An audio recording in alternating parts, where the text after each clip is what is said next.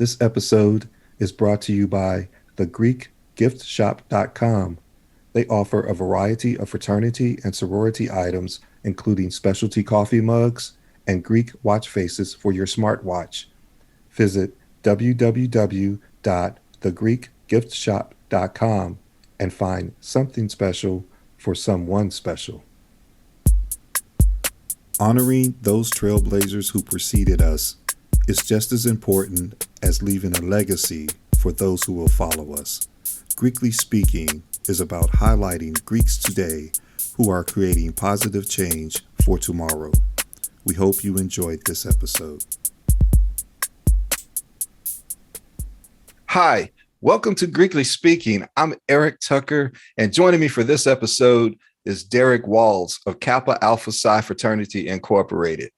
Derrick was initiated in the Gamma Pi chapter of Kappa Alpha Psi in the fall of 1987 at Alcorn State University in Lorman, Mississippi. Derrick is the owner of Superior Real Estate Inspection Services based in the Dallas-Fort Worth area, and he's also a member of the D9 Business Directory. Please welcome to Greekly Speaking, Derrick Walls. How are you doing today, brother? I'm doing excellent, man. How about yourself? Hey, pretty good, man. Just another day in the second pandemic. We're just hanging it out. We were looking at some properties here in the Dallas-Fort Worth area, and we got connected, man. And like 6 degrees of separation, you and I have a lot in common, man. They're both having joined the Greek family at Alcorn State, and we know some of the same people. I think I'm really good friends with a couple of your fraternity members, man. We were all kind of going through at the same time. So It was just funny to hear that you have those similar roots, man. But right off the bat, man, this is Greekly Speaking. And, all the audience members are going to want to hear a little bit about your Greek background, make sure everything is everything. So tell me, did you have any Greek influences in your life coming up? Well, actually, believe it or not, I didn't, man. I'm like first generation. We did have very few, a couple uncles. They were actually Omegas though. So, hey, I forgive them and I accept them into the fold. But yeah, I didn't have any other Kappa members within my family. So I'm kind of starting a legend, so to speak. Hey, I feel you, man. I have a nephew that's in a little youth organization being spearheaded by a member of Kappa Alpha Psi. I'm like, oh man, but at least he's in something positive, and you can't get mad. You just gotta take a breath. Yeah, sometimes you just gotta roll with it. Just gotta roll with it, man. So I already know. I mean, he's got all the moves down. I'm like, oh man, what's going on? I gotta talk to my sister about that. But man, it's cool, man. So you find yourself at Alcorn State, man. What attracted you to that Gamma Pi chapter? We did have a rich history of Alcorn State graduates in our family, even though we didn't have any that were Greek. And then growing up in the Port Gibson area, you always heard about Alcorn all the time. So it was a pretty natural draw as far as me attending the university. But as far as Kappa Alpha Psi, I used to attend the summer programs at Alcorn while a youth, as well as throughout my junior high and high school years. And something about them, man, they caught my attention during the summer program. And then the icing on the cake was they actually came and stepped at my high school during my senior year of high school. So that cemented the legacy there, man. It was like, that's the organization that I have been kind of keeping my eyes on over the years. So it was a natural fit, man. So they had to go on the road with the little step show and get you guys hooked. That's okay. That's all right. I hear you, man. But the thing is, so at least you got exposure to something positive, and the fact that that chapter was reaching out and trying to give back to the community and to those kids on a high school level. A lot can be said for that. So that's pretty cool with them. So tell us, man, how many brothers came in with you? Well, we had 12 on our line, man. 12 pieces of Gamma Pi is what we were called, man. Excellent group of brothers. Excellent group of brothers, man. We stay in contact regularly. We actually take a line trip every year, man. So that's something we always look forward to. Unfortunately, due to the pandemic, we didn't get a chance to do it in 2020, but we were able to reconvene this year, and it's been excellent, man. We look forward to that every year. Okay, 12 pieces of gamma pie, man. That that has a good read to it. I like that. I like that. So, and what was your line name? Oh man, it was Sir Stud, Sir Stud. Yeah, so that was all in accordance to my popularity, I thought anyway. Of course, you could tell me I wasn't the most popular guy on campus. Okay, all right. So I no longer feel bad about my Romeo nowadays. So that's okay. Let's move on. Let's move on. What number What's were you? number? Oh, six club, six club. Actually, Okay, with us being a 12-member line, man, I was right in the middle. right in the middle, right in the thick of it. Okay, Yes, okay. sir. I'm sure you guys had a lot of fun and interesting memories from that '87 era, Oh, man. most definitely, man. I tell my kids about it all the time, man. I tell them, Alcorn was a small university, it's small in size, but man, I wouldn't do it any differently if I had it to do all over again. That's all right, man. You mentioned your kids. What advice would you give to someone, a young man or woman who's considering joining a Greek organization in college? Well, the advice I would give is you know you better than anyone else and get to know the different organizations. I think there's definitely something positive about them all, but at the same time, I think all of them will have some niche that is, better in alignment with your own personality. Because at the end of the day, it's all about you, no matter how many uncles, how many aunts that you had in different organizations, at the end of the day, it boils down to, what's your fold? Where do you fit in? And, and when you find the one that's right for you, you'll know it. And, and from there you go for it. But I definitely would encourage any of our youth to get involved with one of the Greek organizations. I mean, it enriched my life in so many ways and enhanced my whole college experience. And again, I wouldn't do it any differently, and I definitely highly recommend it for any of our youth. Let me ask this question since we both played at the same school. Did you find that you were a little more popular after you had crossed? Most definitely, most definitely, man. I mean, of course, when we had our lines, and thank God you and I came through at a time when they still had lines, where with strollers, whenever we went across the yard, we had to be running, we couldn't be walking. So I think everybody had their own little characteristics that kind of drew attention to them, but that was the thing for strollers. We couldn't be seen walking on campus, so that in itself kind of drew attention to us. And then, of course, all the different activities that we had on the yard. So by the time you went over, you were pretty well known. So it definitely was a boost to your popularity. Okay, And well, being on a small campus, that just even gave you more of a celebrity status. I would have to agree, but since this is not about me and this is all about you right now, you know. So, quick story: my first exposure to Greek life was probably homecoming, like fall '85, when I first arrived as a freshman at Alcorn. And I Mhm. just remember being in line at the cafeteria, and it had to be about 7 or 8 of these guys in these red jogging suits. They just came bum rush the line. And it was like, I said, man, is this whole, are we supposed to be wearing red today? Well, what's going on? And then they quickly went through the line, got their food. They went over to the Kappa table. They were just doing all this stuff. And I was like, man, I'm a freshman. I don't know what's going on. I was like, Oh man, yeah. I don't know about these dudes, man. They can get in front of me again, man. We're gonna have words, man. But I quickly found out, I had some upperclassmen kind of exposed me to, what was actually going on during that time. And I said, oh, okay, that's cool. That's cool. So, But so man, that was somewhat of a rude awakening for you then, huh? oh my gosh, it was. But hey, homecoming at any HBCU is a rude awakening, man. It's all good though, man. But so Most what are definitely. some of those community service projects you guys were known for at that time on the yard? Oh man, of course, Adopt the Highway was big. We've done some events where we did like a work at local food, serve food to the needy. There was always something invaluable for the community going on. But I think at the time, back during the time that I was there anyway, Adopt the Highway was pretty big. So, we get out with several fraternity members, go out and clean the highways on the side of the road.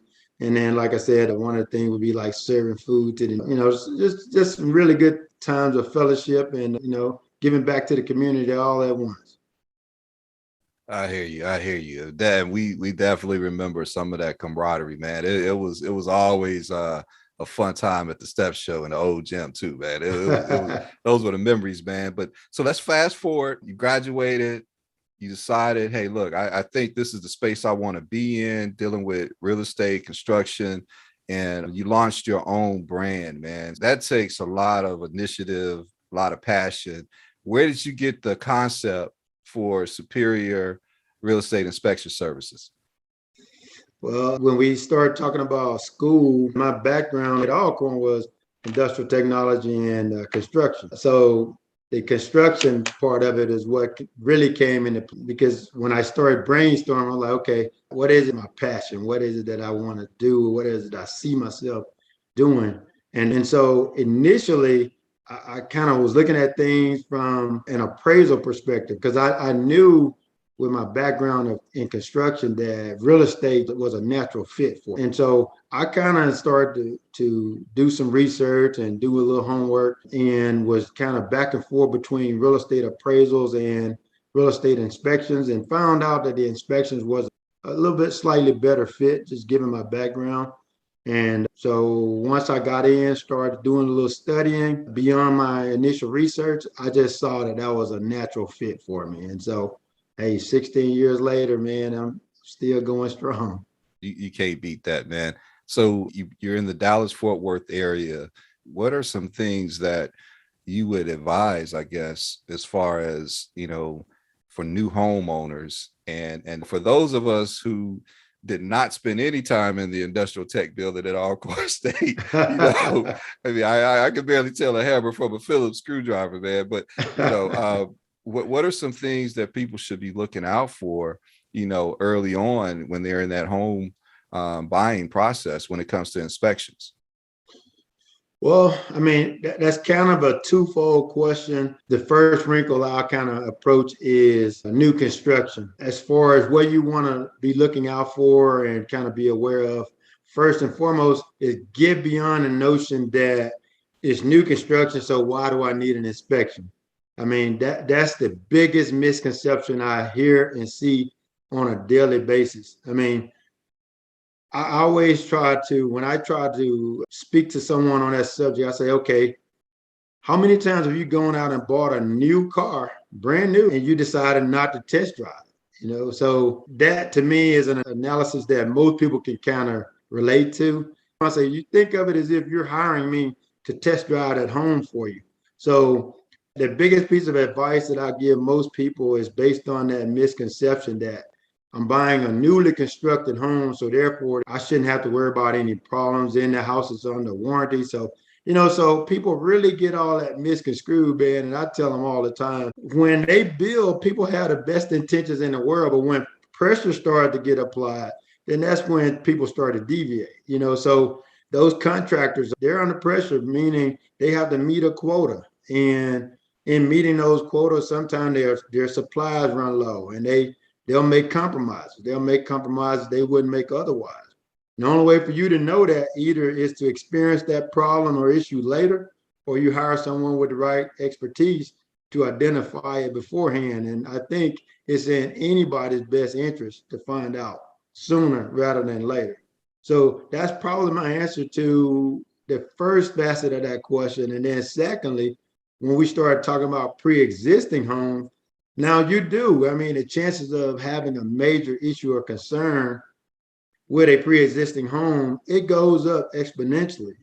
So you're even more so want to get that home inspected. I mean, because of things like aging air conditioning units, aging water heaters, the extent of hailstorms that we have here in North Texas.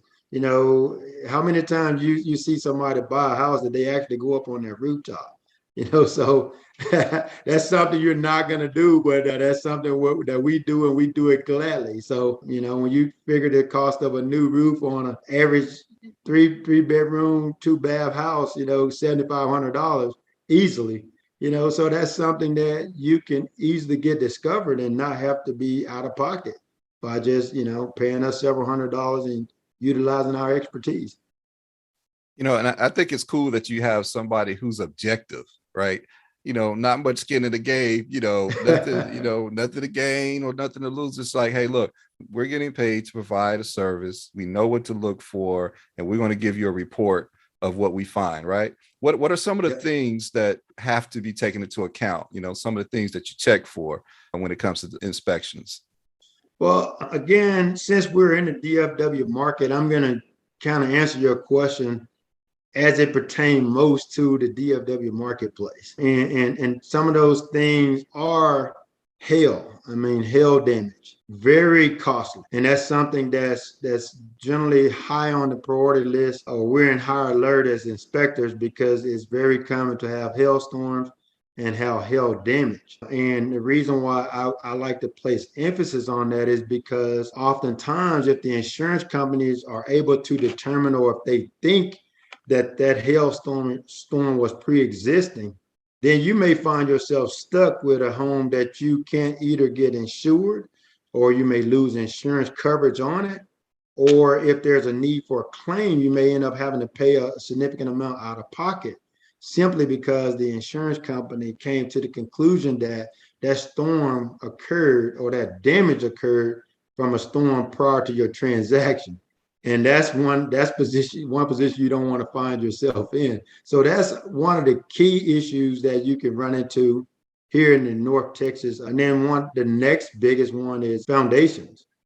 We have a very high clay content in our soil, which causes that soil to move significantly compared to other regions in the country. And therefore, we have a higher probability of foundation problems and issues here in North Texas. So those are two of the biggest ticket items from a dollar amount perspective that you want to be the most aware of and get good professional feedback on, without a doubt. That's reason enough to go ahead and just have somebody come in and take care of that inspection for you, because you want to have the satisfaction in knowing. And like I tell people, when you ask the question, is getting bad news a bad thing? And I always say, as long as you get it in time, right? Exactly. Then it's a great thing if you can get it in time. But if you make assumptions, you're kind of on your own, right? Timing this is one of those situations where timing is everything. Oh, so as a matter of fact, the funny thing is, something to look out for everybody out there. You'll notice on most inspectors' inspection reports, it'll make our comment and our recommendation, and that recommendation will always conclude with prior to closing.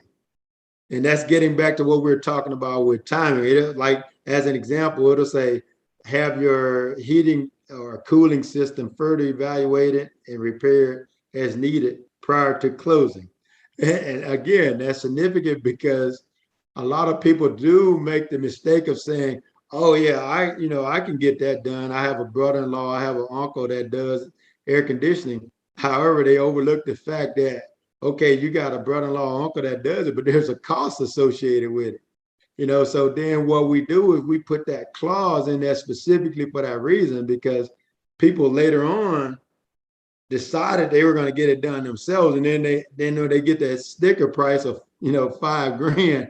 Then it's like, oh well, if I had known, that's why that clause is in there as a prior to closing. That's a key statement that you'll see regularly on any inspection report. I mean, what kind of feedback do you hear from some of your clients that were made aware of things that they did not expect to hear?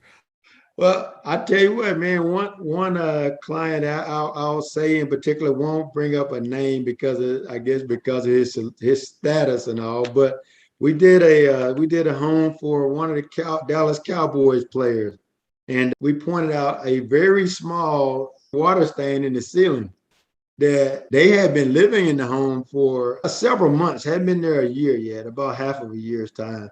And they were like, wow, we've been here all that time, we never noticed, because of the fact that they had been there for a while and never noticed it.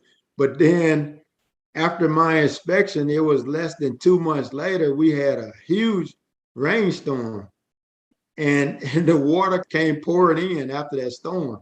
And because they had already notified the builder of it based on our inspection, it allowed them to get that thing done a lot easier and more efficiently because there was a significant amount of damage done from the water that came through from that same spot. So yeah, we got a lot of praise for that one. So what's next for you guys? We're always expanding. One of the things we're already doing is we do pest control as well. That comes into play a lot when it comes to termites and other wood destroying insects. So that's something good for our audience to know. Generally here in North Texas, if you're purchasing a home 5 years and older, that's kind of the benchmark just based on studies done by Texas A&M. You want to get that house inspected for termites in addition to a home inspection. But that's one of the things that, like I said, that we've done, and it's been a part of our brand for most of the time that we've been in business now. But as far as what we're looking forward to down the road is we do a significant amount of commercial work right now, but there's definitely a ton of opportunities for growth there. And that's something we're going to be looking to tap into as we go into the new upcoming year. Well, that's about it, man.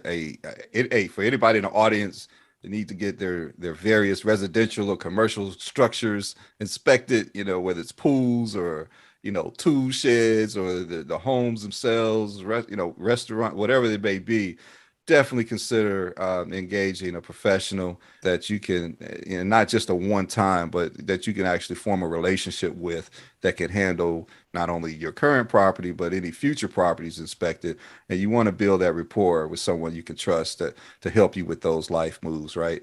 So for those folks in the DFW area that want to learn more about your services, how can they get in touch? Yeah, they can always reach us by phone. That number is 817-689-8433. Or you can reach us 24 hours a day through our website, and that's superiordfwinspections.com. Again, that's www.superiordfwinspections.com. But 24 hours a day online, or they can give us a call on that number. Hey, 24/7, because termites don't sleep, man. Check them out, man. You got that right.